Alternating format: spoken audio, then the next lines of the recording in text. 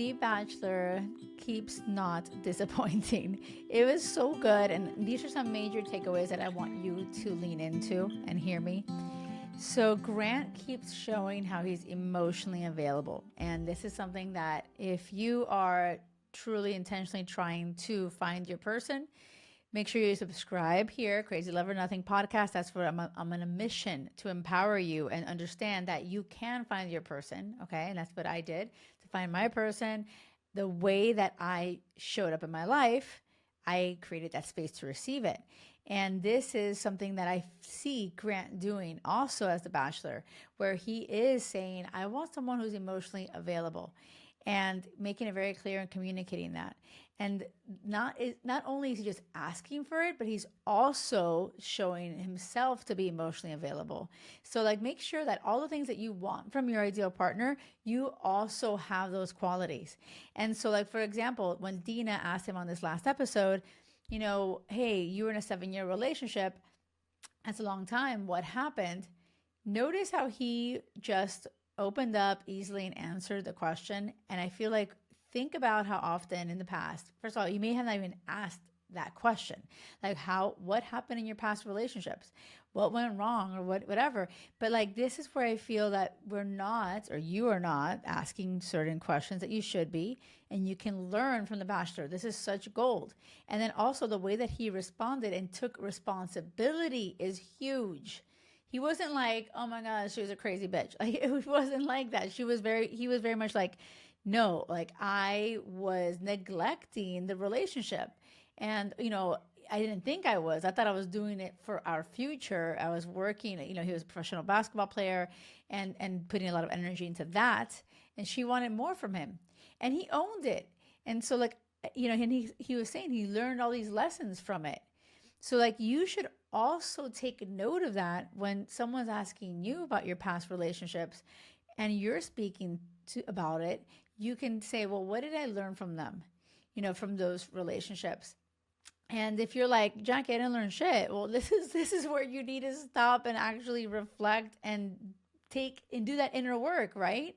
Like, this is the power of coaching. This is what I do with my clients. But you're listening to this podcast, so obviously you have some level of self-awareness. Seriously, stop going on autopilot and like, think about your relationships in the past and be like, well, shit, like, what were my takeaways? What lesson did I learn? And like, oh my God, instead of just going off and talking about like, oh my God, he's a liar, a narcissist, did all these things to me. Like, okay, what moving forward have you learned? And maybe make sure, wait, I got to ask these certain questions, and then I could see it coming. And maybe I swept these red flags under the rug, and not anymore. You know what I mean? You got to take some responsibility and own it, right? And so I love how Grant shows that. Big takeaway for you guys to understand that. Dina also said that she's been known to be an ice queen. And so like, this is where if you're like, oh my gosh, Dina reminds me of me, like, this is something super crucial. She shares that she's one of 11 kids and she was not encouraged to show emotions. Okay, I can 100% relate to that. And I don't know about you, and think about it, but like, in my culture, like, I'm Latina and my dad is like old school, like Latino, where he's like, no, we don't, like, your life is perfect. We don't cry. We don't talk about things. And my mom was the same way. And so I grew up like that. And I really had to do a lot of that work, like to understand that it is absolutely important and essential to talk about feelings and to emotions and not see it as a weakness. And so if you are feeling like, oh my God, I can't talk about feelings, I don't like that, I don't like to cry, you really have to get to a place of, wait, how can I get comfortable with my emotions? How can I become like, change that mindset where it's not a weakness and it's a strength. And so this is where Dina's kind of owning, like, I'm an ice queen. It's hard to read me. I don't like to show emotions. I don't like to put my heart on my sleeve. She has like her guard up. And so, this is something that I've been feeling with Dina. Like, she's a badass. She's super accomplished. I think she's great. But like, do I see her for Grant? Like, I'm not feeling it. I just don't feel it. It's not to say that she's not good enough for Grant or nothing like that. I just don't see them like aligned as in having that chemistry like he does with Latia, who is like my favorite, or even Zoe. I like a lot too. Like on this episode, you guys, Zoe was kind of like she's made some missteps in the other past episodes where she doesn't like, take into consideration the other girls, and I don't like that shit. Like I like it when people are like respecting other people and whatever, playing by the game. But Zoe opens up in this episode and I really loved it. And she talked about how she's adopted and her sister as well. And she talked about like living in Southern Virginia and how, she felt like she wasn't beautiful because she was living in a place that's predominantly white and she was black and she is black and she was made to feel like she wasn't beautiful.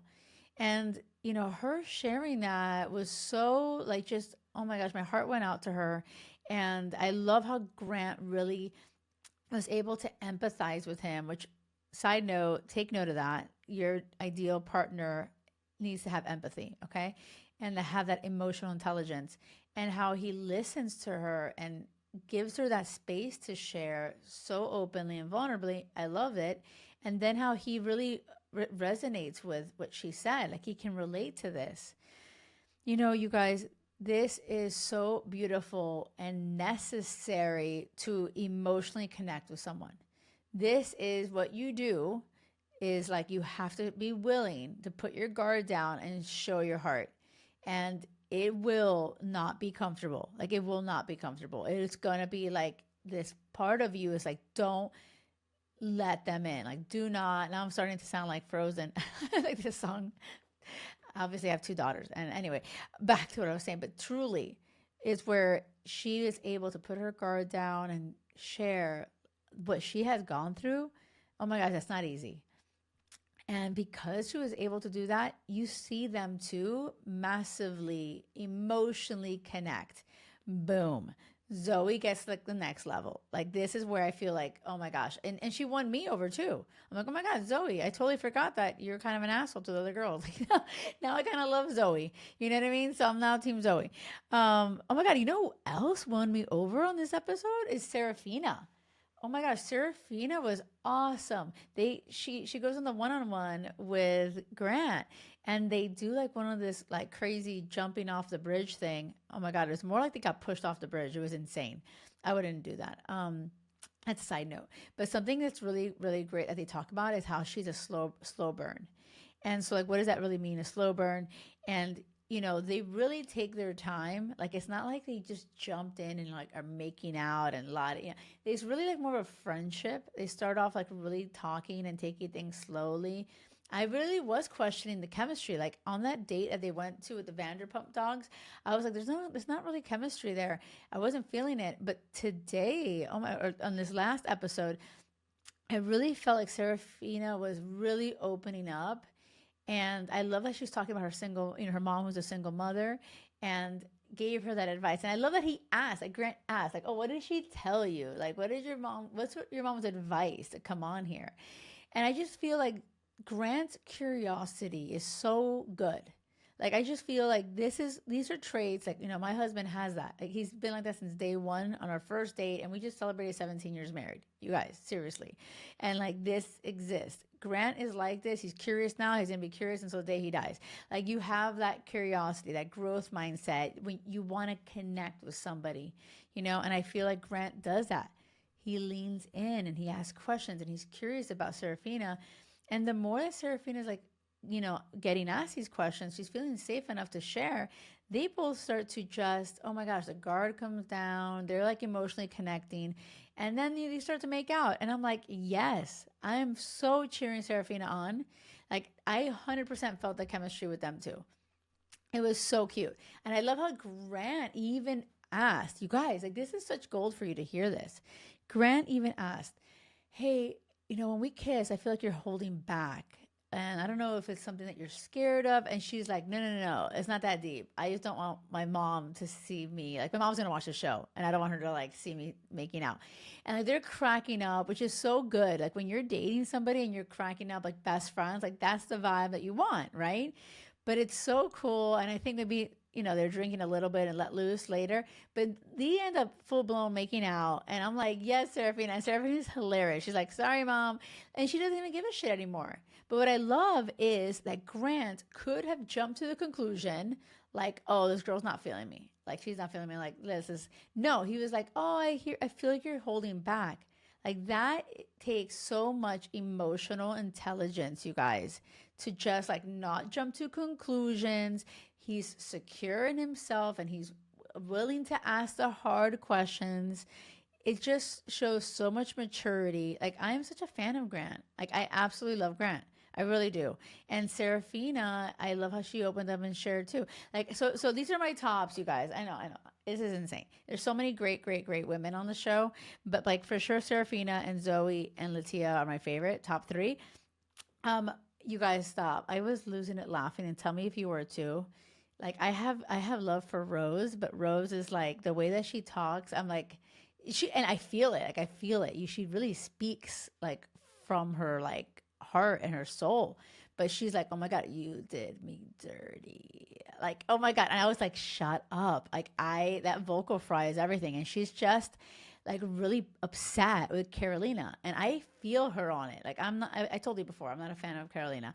Yeah. And Carolina even got upset at my last, podcast episode. And we put a reel up of it. And she's like, you don't even know what happens. I'm like, bye bye, Carolina. The thing is that I have to speak to the episodes as they're being released. So yeah, I don't know what happened. And in all seriousness, I'm shocked that Carolina got a rose on this episode. I'm actually blown away. Rose actually sent herself home. I think she's putting her mental health first, and I think that's important. I feel like it's super dramatic what's happening in the house. It's just like a lot. And when I say super dramatic, I feel like it's just really Carolina. Like, I'm over her. I really am, and I have been. And I can imagine being like the other women on this show. I do appreciate Dina's empathy, and like she's so sweet, like trying to like be there for Carolina.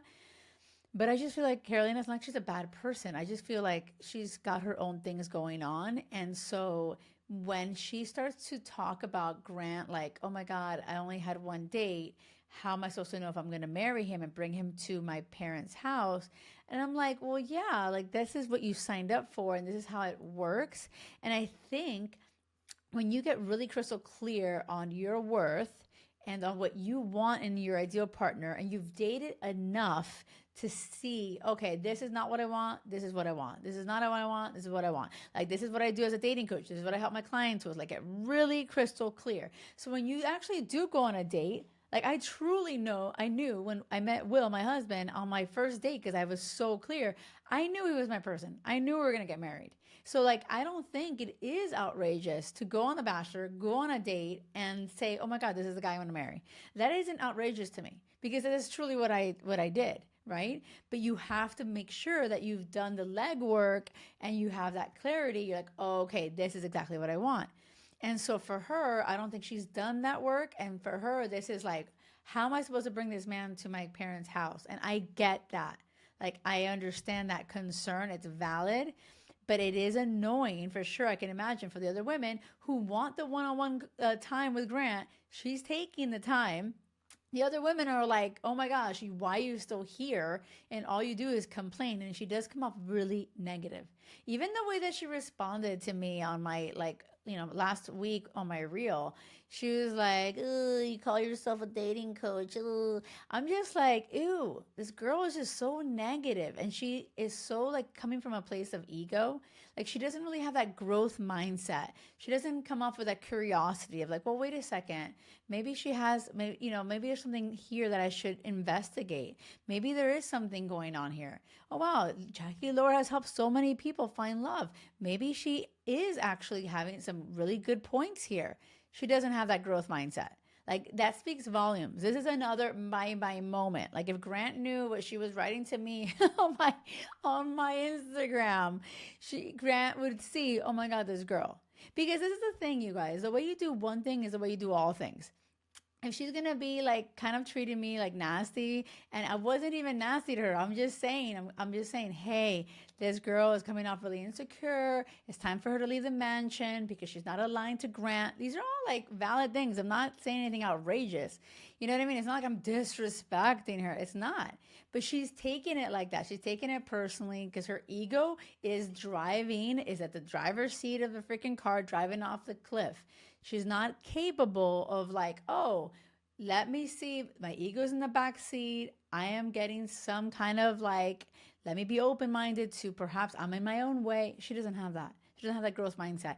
And so, because of that, I promise you, anyone can say anything and she's going to be triggered left and right. Like this is where I feel like you cannot bring that kind of energy into a healthy relationship. If you want to have that lasting, loving, healthy relationship where it feels like home, your love for exactly who you are, it's like calm, it's peace, it's home. You cannot be operating from the place of your insecurities. And oh my God, the ego is at the driver's seat. You can't. Because you will completely self-sabotage. Even, God, universe can put the perfect person in front of you. But if you are anywhere remotely like Carolina, where you're like so triggered and so insecure and oh my gosh, and comparing the situation, it's like you're not ready for the healthy forever kind of love yet. And that's where I'm coming from. And so, like, if you are relating, oh my gosh, Carolina reminds me of me, like, this is the goal of the show. Like, this is where you can be like, whoopsie daisies. Maybe I got some shit to work out. Maybe I got some inner work to do. Maybe I need to get to a place where I feel more secure in myself. And not only that, have that unwavering faith that I am going to find my partner. So it's like, if it's not Grant, hey, no pasa nada. As I say here in Spain, like, Hakuna Matata, like things keep going, you're going to find no worries, you're going to find your person, right? But that's not where she's coming from. She's coming from a place of insecurities, a lot of desperation. And this is why I'm very adamant about bye Carolina. But somehow she's still there. Like, and I'm just like, what is happening, Grant? What is happening? Grant needs to have an advisor on The Bachelor, and I really want to be that person. Like, I need to be there. Can I manifest this for 2025? I want to be the advisor on The Bachelor. Like, that would be actually hilarious. That'd be amazing. I would love it. I don't have to be in all episodes, but just like, oh my gosh, that'd be amazing. Just to like give him some real guidance and a different perspective, so they can actually make the right choice and they can have like that happily ever after that really does exist. I love The Bachelor. I think it's a great platform and it really is a great tool to find your person. But I think it's like missed opportunities. I think that people are going there and they're not really prepared on how to navigate it and how to really take advantage of that opportunity. So people are going and they're not like, they don't have that clarity on their worth. They don't have clarity on what they're looking for. They don't know what questions to ask. They don't know what's happening. They're going with the flow. And next thing you know, it's like, it's a hot mess. Right. But I guess that leans into and it creates drama.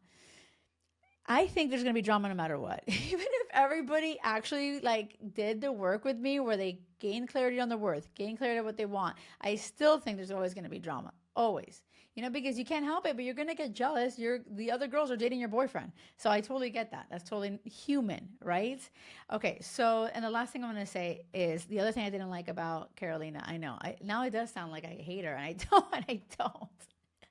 But Juliana, who I really like, I like Juliana. And that's also my daughter's name. So whatever. Anyways, that's nothing to do with it.